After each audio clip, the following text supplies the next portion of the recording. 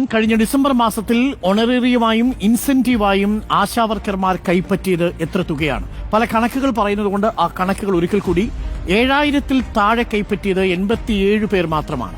ആശാവർക്കർമാരിൽ ഒരു വിഭാഗം വാദിക്കുന്നത് 7000 രൂപയിൽ താഴെ മാത്രമാണ് അവർക്ക് ഇൻസെന്റീവും ഓണറേറിയം ഇനത്തിൽ കിട്ടുന്നത് എന്നാണ്. 7000 മുതൽ 10000 വരെ രൂപ കൈപ്പറ്റിയത് 1824 പേരാണ്. 10,000 രൂപ മുതൽ 13,000 രൂപ വരെ കൈപ്പറ്റിയത് 21,900 പേരാണ്. 21,900 പേർ 10,000-നും 13,000-നും. ഏറ്റവും കൂടുതൽ ആളുകൾ പണം കൈപ്പറ്റിയത് 10,000-നും 13,000-നും ഇടയിലാണ്.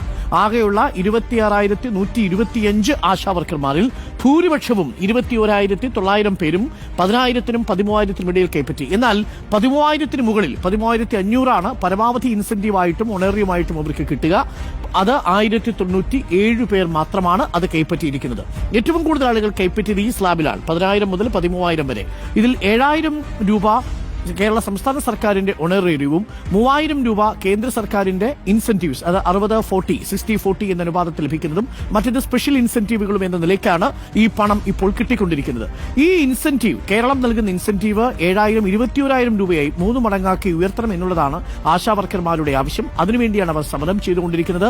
നാളെ സമരത്തിന്റെ ഭാഗമായി ആശാവർക്കർമാർ നിയമസഭയിലേക്ക് മാർച്ചും നടത്തും.